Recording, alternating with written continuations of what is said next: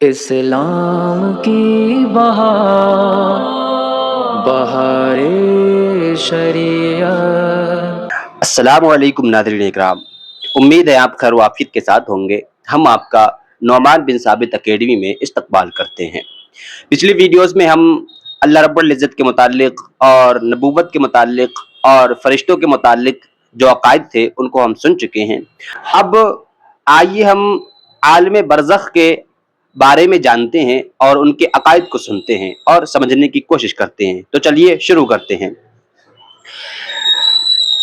दुनिया व आखिरत के दरमियान एक और आलम है जिसको बरज़ख कहते हैं, यानी कि आलम बरज़ख किसे कहते हैं? जो दुनिया और आखिरत, यानी कि जो इस दुनिया और आखिरत के दरमियान में एक आलम है, एक दुनिया है, जिसे दुनियाए बरज़ख या आलम बरज़ख कहते हैं। मरने के बाद और क़यामत से पहले तमाम इंस व जिन को हस्ब मरातिब उसमें रहना होता है, यानी कि मरने के बाद क़यामत तक, यानी कि अब तक जो इंसान इस दुनिया में तशरीफ़ लाए और इस दुनिया से जितने भी इंसान मर चुके हैं, इस दुनिया से जा चुके हैं, उन सबको अभी इस वक्त आलम बरज़ख में रखा गया है। तमाम इंस व जिन को हस्ब मरातिब उसमें रहना होता है, यानी कि जिस इंसान का जैसा मर्तबा होता है उसको उसी मर्तबे के मुताबिक, उसी मर्तबे के लिहाज से उसे आलम बरज़ख में रहना होता है, रखा जाता है। यानी कि कोई इंसान दुनिया में नेक सालेह बन करके गया, इस दुनिया में बहुत ज्यादा उसने इबादत की, अल्लाह रब्बुल इज़्ज़त को राजी किया, उसके महबूब को राजी किया, तो उसका जैसा मर्तबा अल्लाह के नजदीक, अल्लाह के यहाँ उसका जैसा मर्तबा है, उसी मर्तबे के हिसाब से उसे आलम बरज़ख में रखा जाएगा, रहने के लिए मिलेगा। और ये आलम इस दुनिया से बहुत बड़ा है, यानी कि जो आलम बरज़ख है वो इस दुनिया से बहुत बड़ा है। और दुनिया के साथ बरज़ख को वही निस्बत है जो माँ के पेट के साथ दुनिया को। और बरज़ख में किसी को आराम है, किसी को तकलीफ, यानी कि इस दुनिया को, जो हमारी ये पृथ्वी है, हमारी जो अर्थ है, हमारी जो दुनिया है, इसको उस आलम के साथ यानी आलम बरज़ख के साथ ऐसी ही निस्बत है जैसे कि माँ के पेट को इस दुनिया से, यानी कि जैसे कि एक बच्चा जब माँ के पेट में होता है तो वो समझता है कि हमारी दुनिया यही है। अब वो माँ का पेट कितना बड़ा होता है ये तो आप सब जानते हैं। और फिर उस बच्चे की दुनिया वो समझता है हमारी दुनिया यही है, तो उस बच्चे के लिए माँ का पेट जैसी दुनिया लगती है। जब वो माँ के पेट से बाहर आता है, जन्म लेता है, जब उसकी विलादत होती है, जब वो इस दुनिया में आकर के इस दुनिया को देखता है, तब फिर वो उसे ये दुनिया कैसी मालूम होती है। तो इस आलम बरज़ख और इस दुनिया की निस्बत आलम बरज़ख के बनिस्बत ऐसी ही है जैसे कि माँ के पेट को इस दुनिया से। और बरज़ख में किसी को आराम है, किसी को तकलीफ, यानी कि आलम बरज़ख में कोई आराम से रहता है और कोई तकलीफ में रहता है। यानी कि जैसे फरमाया ना कि मरने के बाद और क़यामत से पहले तमाम इंस व जिन हस्ब मरातिब उसमें रहते हैं। यानी कि अगर कोई इंसान नेक और सालेह बन करके गया, अल्लाह रब्बुल इज़्ज़त को राजी करके, उसके महबूब को राजी करके इस दुनिया से रुखसत हुआ, तो फिर उसको हस्ब मरातब यानी उसके मर्तबे के मुताबिक उसमें उसे रखा जाता है, यानी उसे आरामदा जगह मिलती है रहने के लिए। लेकिन अगर कोई शख्स काफिर होकर के मरा, कुफ्र करके मरा, तो फिर उसे तकालीफ में रखा जाता है, यानी कि उस पर मुसीबतें उतरती हैं, वो तकलीफ में रहता है। और आगे फरमाते हैं, हर शख्स की जितनी जिंदगी मुकर्रर है उसमें ना ज्यादती हो सकती है ना कमी। जब जिंदगी का वक्त पूरा हो जाता है उस वक्त हजरत इजराइल अलैहिस्सलाम कब्ज़े रूह के लिए आते हैं। यानी हर शख्स के लिए उसकी जिंदगी मुकर्रर कर रखी है, यानी कि अल्लाह रब्बुल इज़्ज़त ने हर किसी की मौत और उसकी जिंदगी कि कब तक जिंदा रहेगा और कब उसे मौत आएगी, ये सब अल्लाह रब्बुल इज़्ज़त ने पहले ही लिख चुका है। अब वो उसने लिख रखा है और उसे उसी वक्त मौत आएगी जिस जो वक्त उसने मुकर्रर कर रखा है, ना एक सेकंड इधर, ना एक सेकंड आगे, ना एक सेकंड पीछे। और आगे फरमाते हैं कि और उस शख्स के दाहिने बाएं जहां तक निगाह काम करती है फरिश्ते दिखाई देते हैं। मुसलमान के आसपास रहमत के फरिश्ते होते हैं और काफिर के दाएं बाएं अजाब के फरिश्ते होते हैं। यानी कि जब इंसान सकरात के आलम में होता है, जब उसकी रूह कब्ज की जाती है, तो फिर उसे चारों तरफ जहां तक उसकी निगाह पहुंचती है, जितनी दूर तक उसकी निगाह पहुंचती है, हर जगह उसे फरिश्ते ही फरिश्ते दिखाई देते हैं। अब अगर कोई इंसान सालेह है, नेक आदमी है, मोमिन है, तो फिर उसे रहमत के फरिश्ते दिखाई देते हैं। और यहीं पर अगर कोई काफिर होता है तो फिर उसे अजाब के फरिश्ते दिखाई देते हैं। और फरमाते हैं उस वक्त हर शख्स पर इस्लाम की हक्कानियत आफताब से ज्यादा रोशन हो जाती है। यानी कि मौत के वक्त, सकरात के वक्त जब उसकी रूह निकलती होती है तो उस वक्त इंसान पर इस्लाम की जो हक्कानियत है, इस्लाम की जो हकीकत है, वो बिल्कुल सामने एक सूरज की तरह, जैसे कि सूरज रोशन आफताब की तरह बिल्कुल सामने जाहिर हो जाती है, अयां हो जाती है।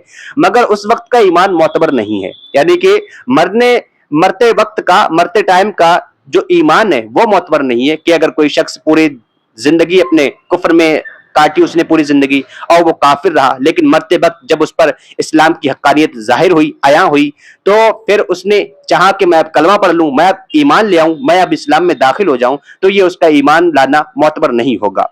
इसलिए कि हुक्म ईमान बिल गैब का है और अब गैब ना रहा, यानी कि जो ईमान है वो ईमान का जो हुक्म है वो बिल गैब का है, यानी कि बिना देखे का है, और अब गैब ना रहा, यानी कि अब उसने इस्लाम की हक्कानियत को जान लिया, उसकी हकीकत को जान लिया कि इस्लाम है क्या, उसकी हक्कानियत, उसके हक होने को पहचान लिया। तो अब उसने वो जो इसके लिए ईमान है, इसके लिए इस्लाम जो है वो अब गैब ना रहा, अब उस पर जाहिर हो गया, तो अब उस वक्त का ईमान उसके लिए मोतबर नहीं होगा, कोई माने नहीं रखता है, और बल्कि ये चीजें मुशाहिद हो गई हैं। और आगे फरमाते हैं, मरने के बाद भी रूह का ताल्लुक बदन इंसान के साथ बाकी रहता है।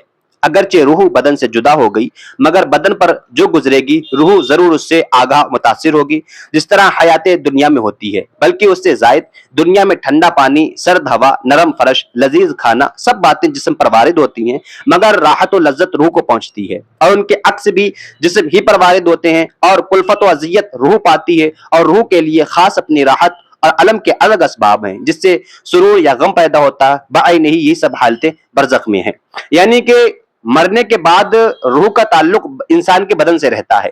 यानी कि बाज दफा औरतें और मर्द भी बाज दफा कह देते हैं कि अब ये मर गया, इसका कोई ताल्लुक रूह से नहीं है, तो ऐसा नहीं है, बल्कि मरने के बाद रूह का ताल्लुक, जो हमारी रूह है, जो हमारी सोल है, उसका ताल्लुक हमारे इंसान के साथ रहता है, इंसान के बदन के साथ रहता है। फिर चाहे जिस्म को जब ठंड लगती है तब रूह महसूस करती है, उसे गर्मी लगती है मरने के बाद, अगर गर्म जगह पर जिस्म रखा गया है मरने के बाद तो फिर उसकी रूह को गर्मी महसूस होती है, और इसी तरीके से खाने की लज्जत और राहत वे सब रूह को महसूस होती है। हालांकि वो जिस्म के अंदर जाता है, बदन उसे खाता है, जबान मुंह के अंदर जाता है, मुंह खाता है, लेकिन उसकी जो लज्जत होती है वो रूह को महसूस होती है।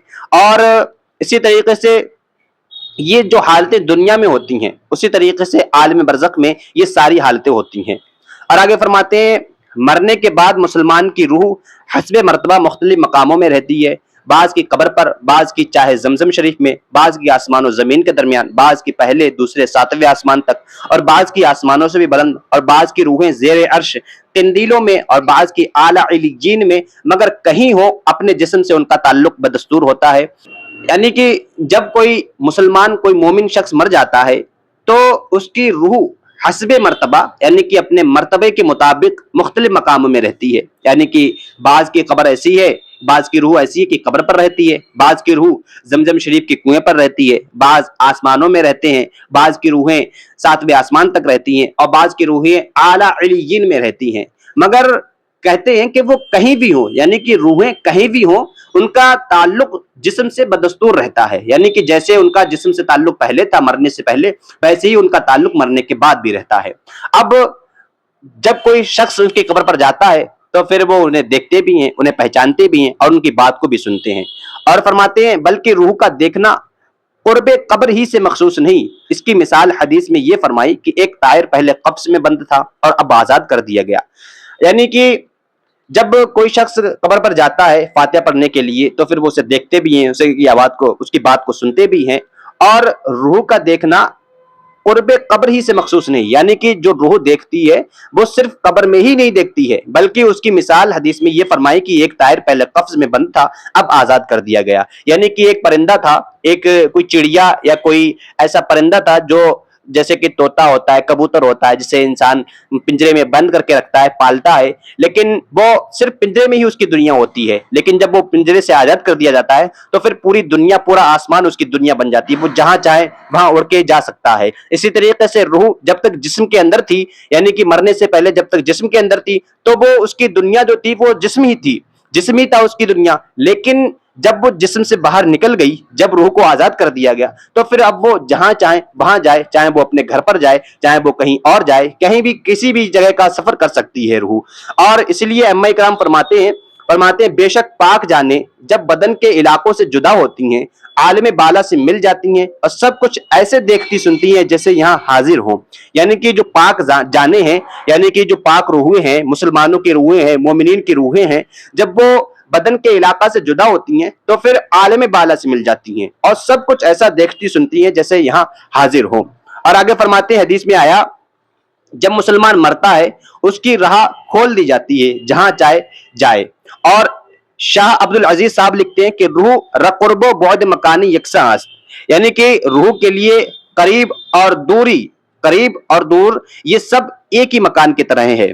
کافروں کی خبیث روحیں بعض کی ان کے مرگھٹ یا قبر پر رہتی ہیں، بعض کی چاہے برہوت میں کہ یمن میں ایک نالہ ہے، بعض کی پہلی دوسری ساتویں زمین تک، بعض کی اس کی بھی نیچے سجین میں، اور وہ کہیں بھی ہوں جو اس کی قبر یا مرگھٹ پر گزرے اسے دیکھتے پہچانتے بات سنتے، مگر کہیں جانے آنے کا اختیار نہیں کہ قید ہیں.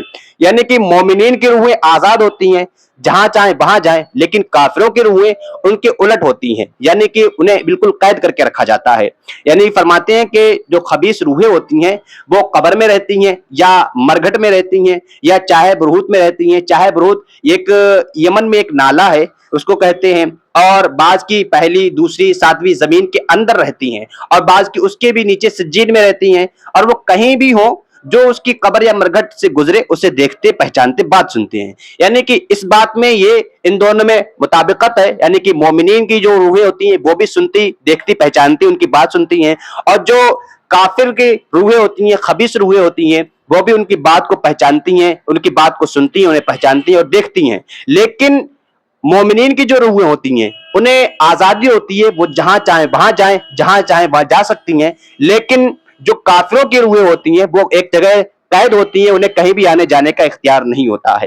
اور یہ خیال کہ وہ روح کسی دوسرے بدن میں چلی جاتی ہے، خواہ وہ آدمی کا بدن ہو یا کسی اور جانور کا، جس کو تناسخ اور اباغبن کہتے ہیں، محض باطل اور اس کا ماننا کفر ہے.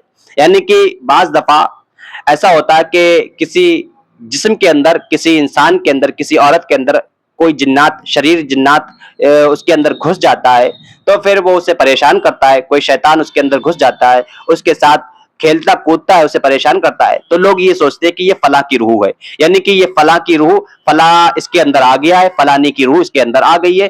یہ ماننا یہ کفر ہے اور یہ باطل ہے. یعنی کہ لکھتے ہیں کہ وہ روح کسی دوسرے بدن میں چلی جاتی ہے، یعنی کہ کسی کی روح کسی دوسرے کے بدن میں نہیں جا سکتی، اور اس کا جو مانے کہ دوسرے کی روح دوسرے کے جسم میں پہنچ گئی ہے یہ بالکل کفر بات ہے، اور یہ محض اور باطل ہے، اور اس کا ماننا کفر ہے.